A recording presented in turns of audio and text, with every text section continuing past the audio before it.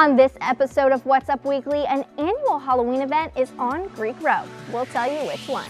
Plus, when is Halloweekend anyway? Hear from students about when they're celebrating college's favorite holiday.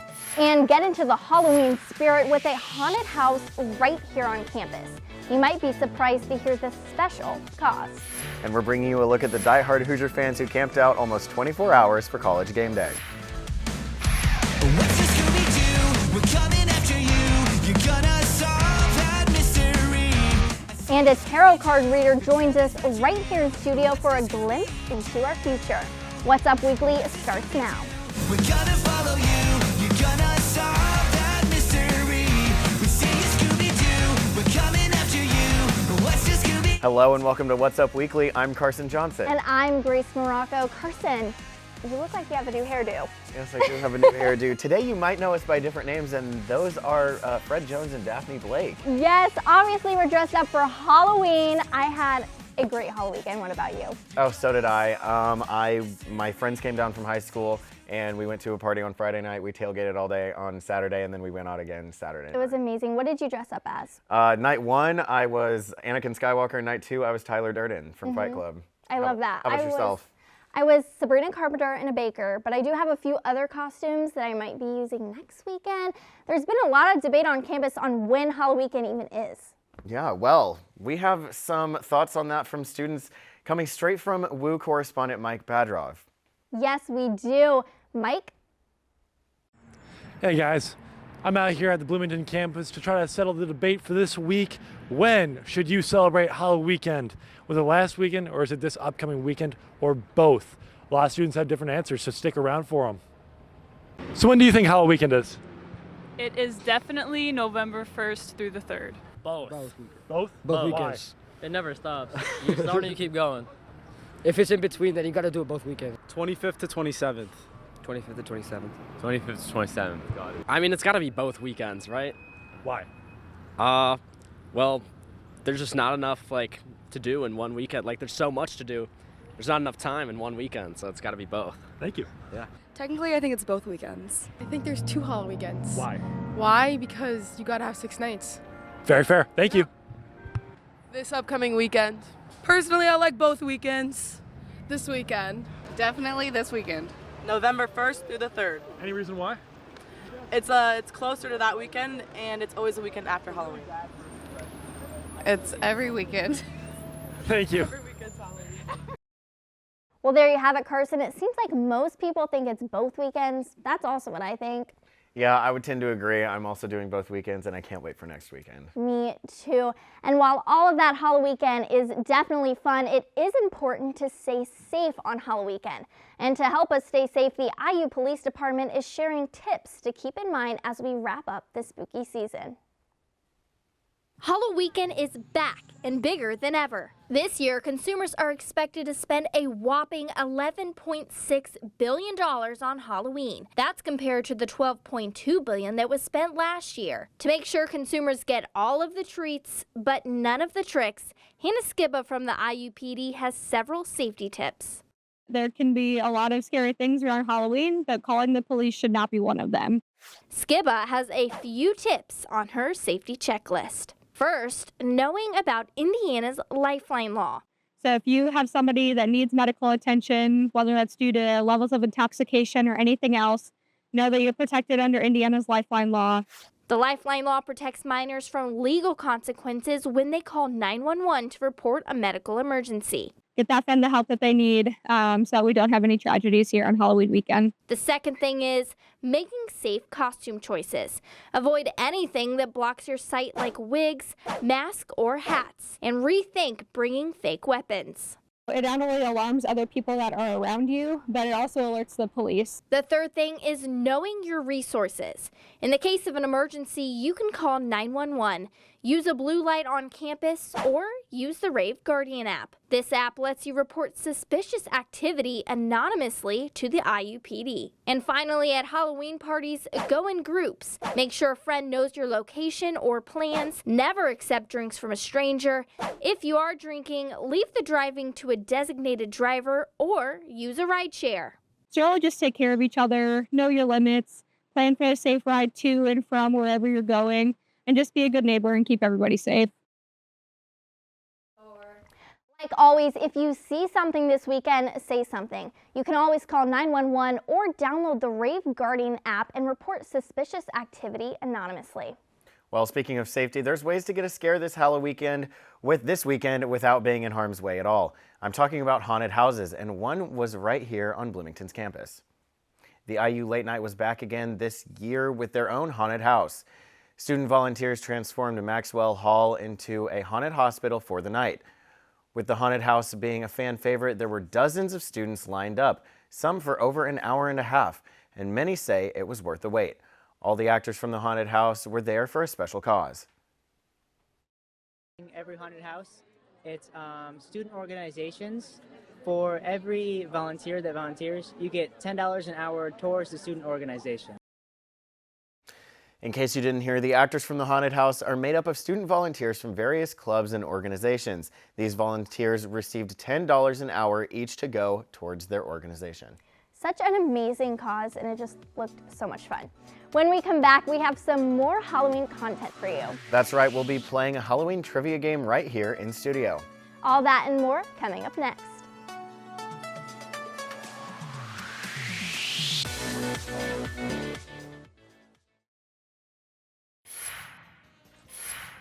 Welcome back. It's time to play a new game borrowed from the Today Show, obviously, categories. We're joined by Woo reporter Oliver Carr. Hello, yes, we're playing categories today. The rules are very, very simple, guys. You're going to be given a category and you have to guess the correct answers. There are 5 correct answers and 3 fake answers. I'm ready. Yeah, let's do this. Absolutely, absolutely. Who do you think, or you guys think you can do very well today? Yeah. All right, well, our first question today is, which of these Halloween costumes did Heidi Klum actually end up using and posting to her social media? You know, I don't recognize any of these, I'm going to be honest. I thought I was more familiar with Heidi Klum. I think the tiger.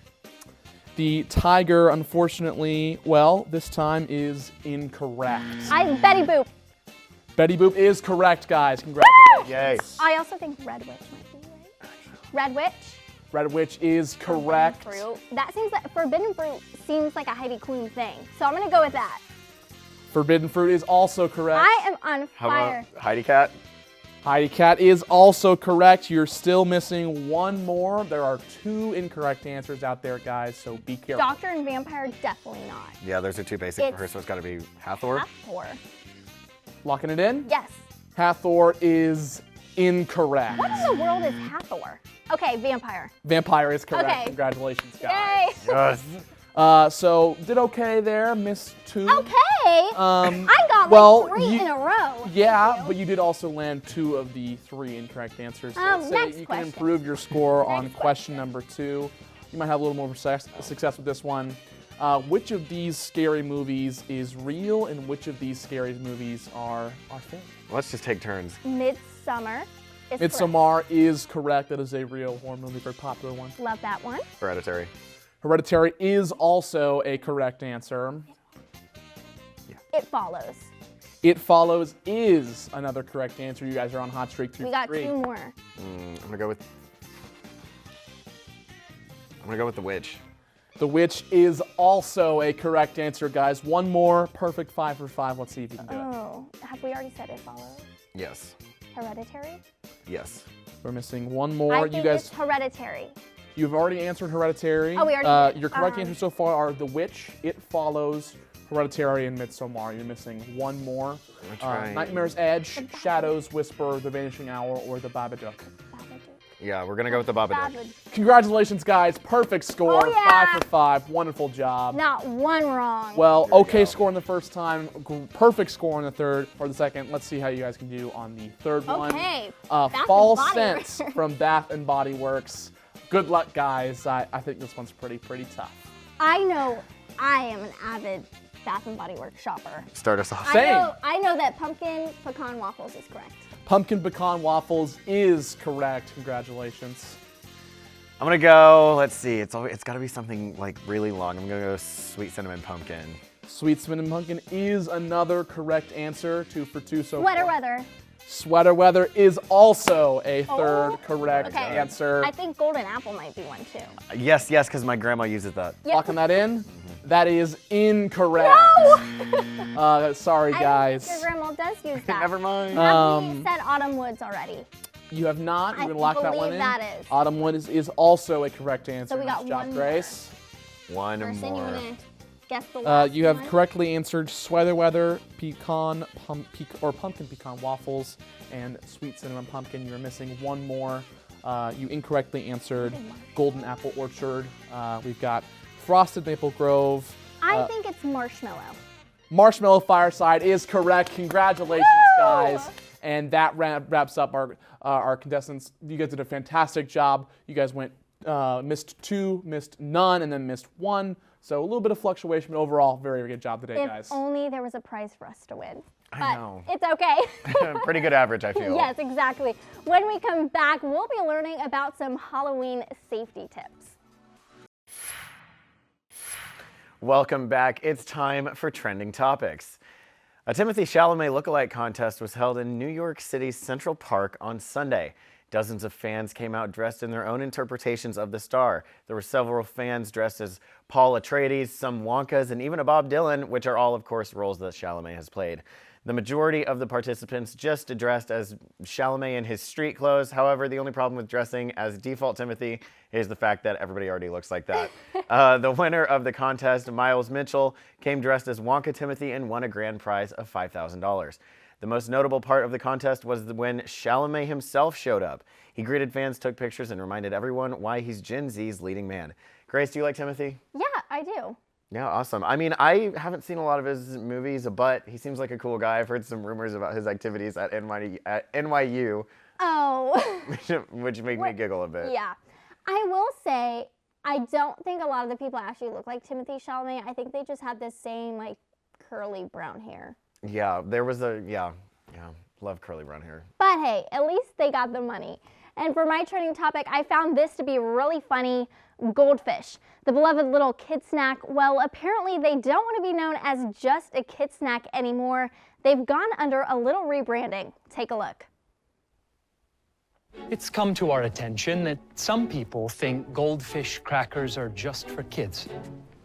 Well, what if we call them Chilean sea bass? There it is. The Chilean sea bass crackers look and taste just like the regular goldfish. The rebranded snacks are only available for 1 week and are only available online. But I hope nobody wants them too bad because as of today, they're completely sold out, which I just really can't believe.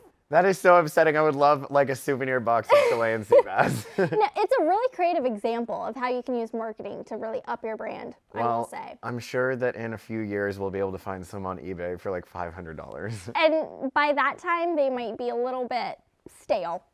Like I said, I would never expect them to make that much money from that type of branding. But speaking of money, Americans are expected to spend over $11 billion this Halloween season, and that is a scary high number. That is a scary number, Grace, but it doesn't have to be. There's plenty of great ways to save money this season, and Woo reporter Mike Badrov is in studio to tell us how. Mike? Thanks, guys. I'm Shaggy. I've got a sandwich. Now let's get into how you can save money as someone who's had to eat a lot of food and feed a dog. Halloween for students can be a money suck while trying to get into the fun festivities for college students. The food, the parties, and the decorations can all lead to burning money in the bank accounts. So I'm here to give you some creative and obvious tips on how to save your wallet this Halloween. As said before, someone who eats a lot of food. Starting with food, my favorite thing. Let's go over some easy tips. I promise you, easy on how to save money. Pack snacks for a long night. If your costume has pockets, not a problem. Shove some sandwiches in there, shove some Chilean sea bass in there as a callback. And then if you're hosting a party, host a potluck. Really easy. If you're having friends over, chances are those friends will want to bring food. If you're hosting, have them bring drinks, have them bring pizza, have them bring like chips. Save the cost on you, saves the cost on your friends. And then split candy costs with a neighbor. If you don't want to be known as the boring block on Halloween, just swap candy with a neighbor. If he's got Skittles and you've got Starburst or vice versa, make sure that you're just spreading that around. Now moving on to the party scene, what is a party without decorations? Dollar stores are your friends, starting with the Dollar Tree. There's one down the road in Bloomington. Got a lot of parts there. Speaking of parts, swap parts with your friends and neighbors. If you get webs, they get pumpkins, share. It's a neighborly holiday. And then DIY your own decorations. Break some glass bottles safely. Easy flake bud with like food dye, flour, water. It's not hard at all. And then finally, every celebration, every party needs party people. And this Halloween, those party people need costumes. Swap costumes with a friend. I'm Shaggy right now. If Carson wants to switch with me, we could be friend Shaggy different ways. Thrift stores. Lots of separate parts you could get there. Get a shirt, get like different kind of things going on there. And then just use pieces from your closet. I'm hoping to see some much needed Halloween spirit in town this Thursday, so please use these tips to make sure your wallet isn't scared with you. Thank you so much, Mike. I have to say, you really, okay, he's eating it.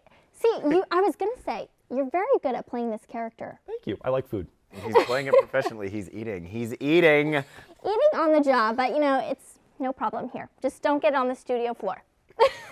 That's true. Well, thanks, Mike. When we come back, we have a tarot card reader in studio to hopefully give us some good news. I sure hope so. Maxine Work will be in studio after the break. Stay with us.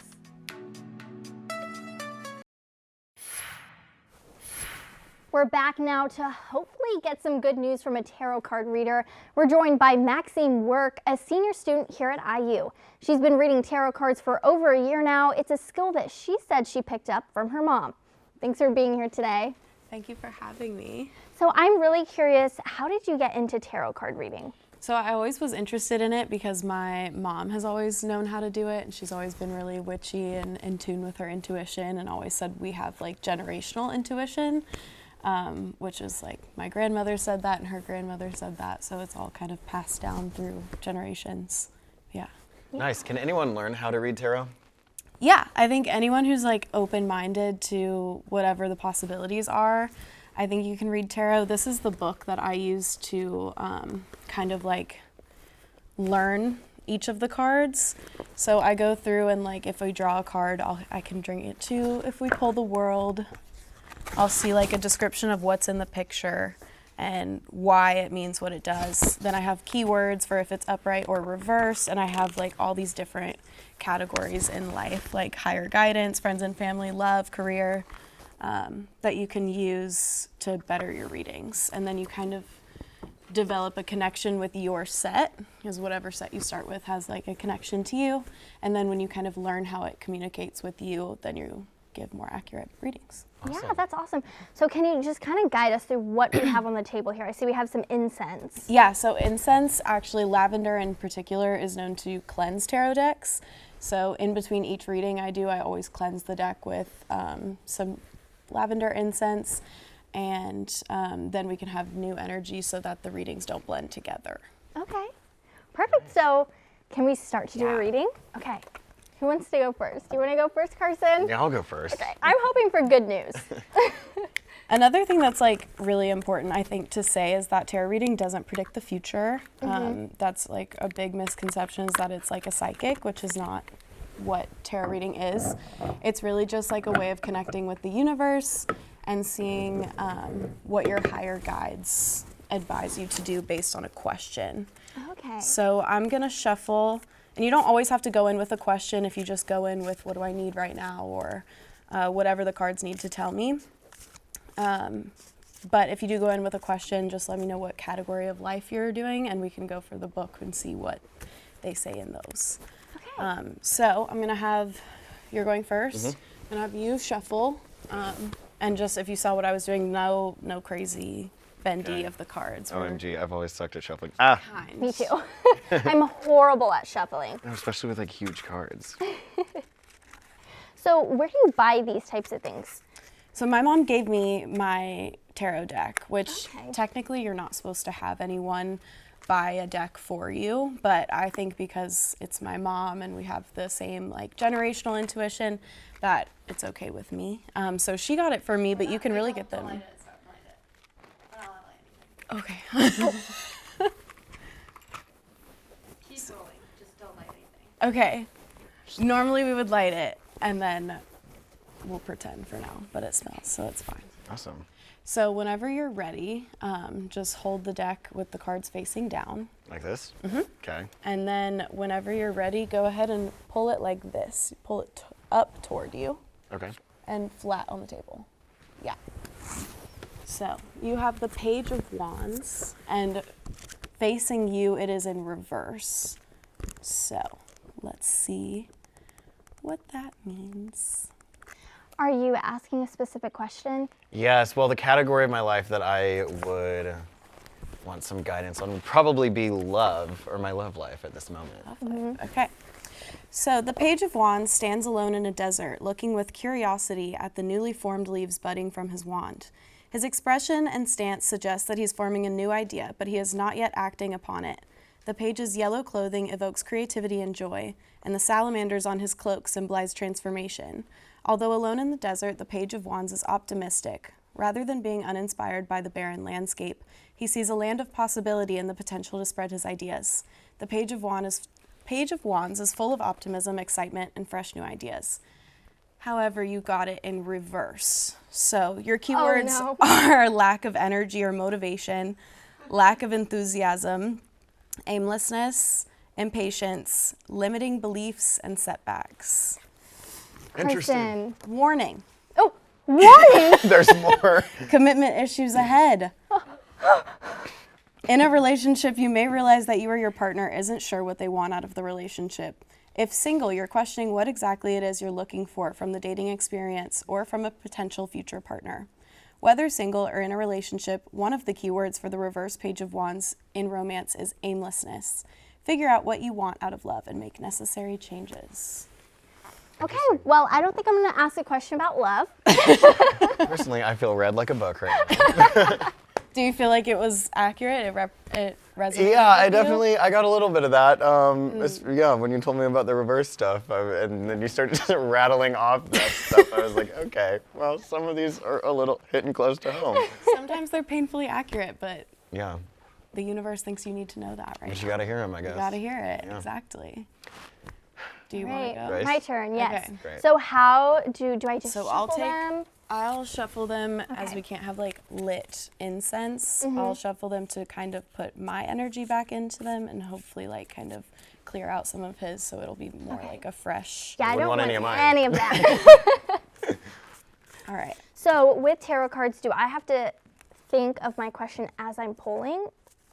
You think of it as you're shuffling. As I'm shuffling, okay. But I'm the gonna more think you of it can right think now. of it, the better. Okay. So shuffle, and then whenever you feel like you're done shuffling or that's time for you, then you're ready to pull. How often do you do readings on yourself, or can you get readings on yourself? Yeah, I do readings on myself at least once a week just to like help myself like learn more. And then I pull it up like this? Okay. And straight on the table, yep. So you have the Chariot in reverse. Exciting. So let's see, that is the Chariot is in the Major Arcana, which is one of the major cards. Oh, should I say what I was thinking of? I was thinking of career. Okay. I hope that's a good thing. I bet it will be. Either way, I feel like there's no real reason or no real way to get a bad tarot reading. I think they're all just really honest. Yeah.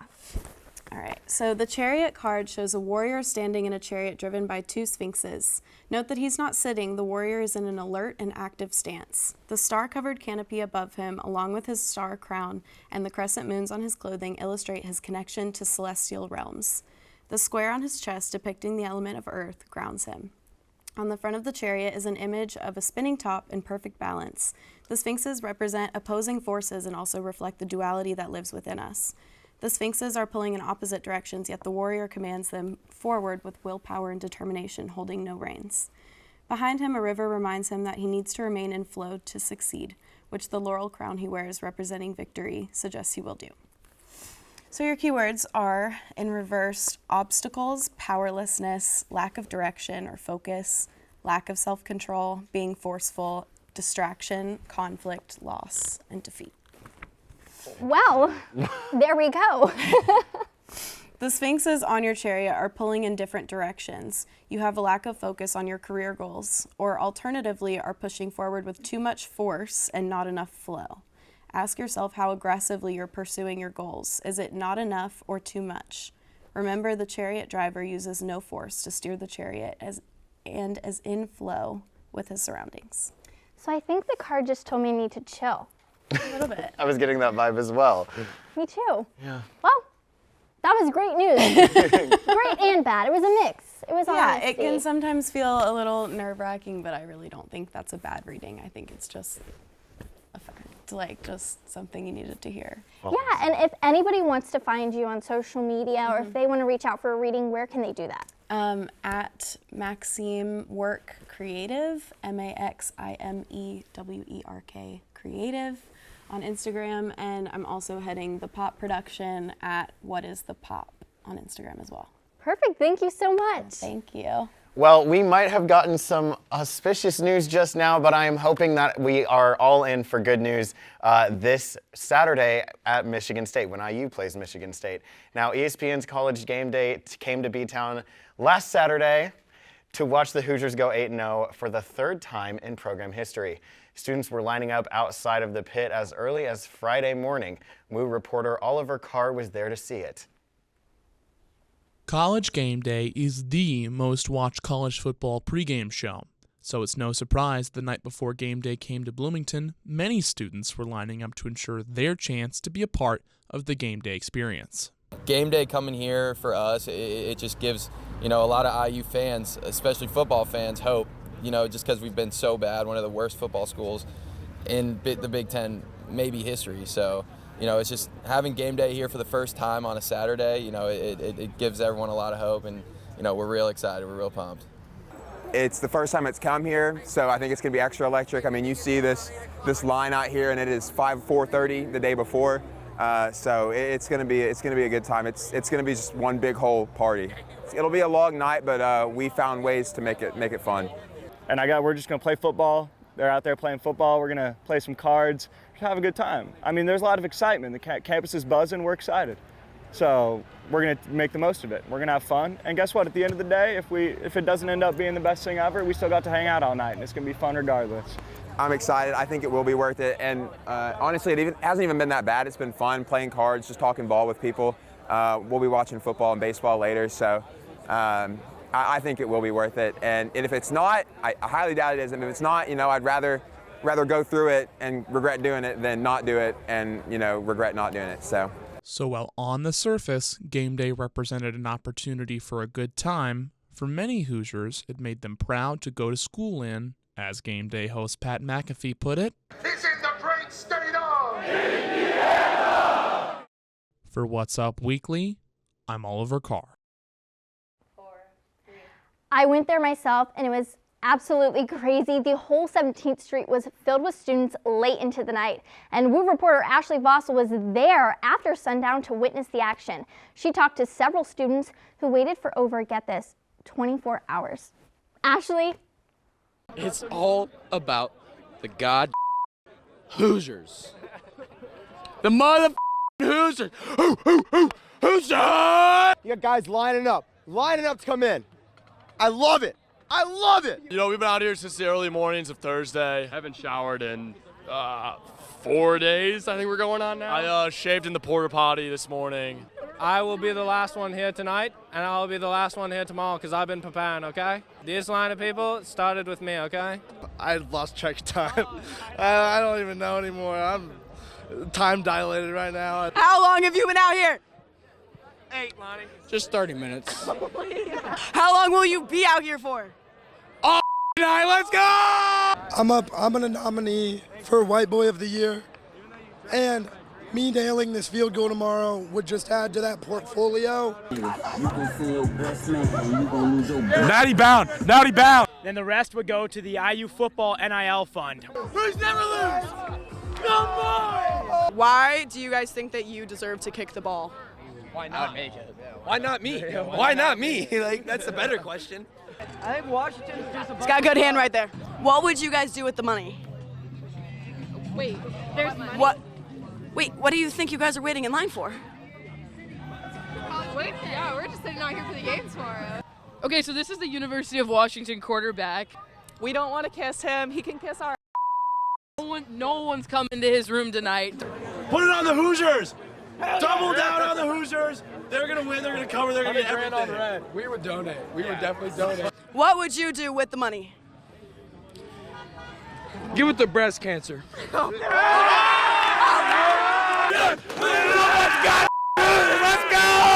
Carson, did you go to game day? I did not go to game day, but I went to the tailgate, and I was across 17th Street from game day, and I could hear them screaming. It was crazy. All the way over there. It was, I know, it was so electric, and part of me wishes I could have been there, not only to see all of it unfold, and as I mentioned last week, be in the same place as Nick Saban, but also to see Pat McAfee's dog, Ben.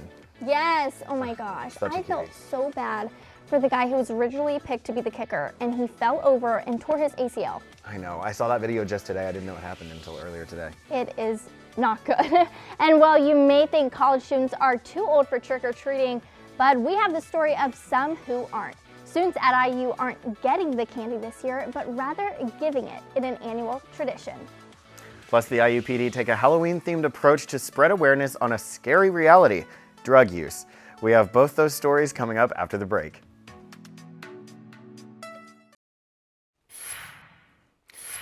The Greek Society here on campus got into the Halloween spirit when they hosted their yearly event, Treats with the Greeks. The event allowed Bloomington kids to come experience trick-or-treating with the Greeks as they decorated their houses, dressed up, and passed out candy.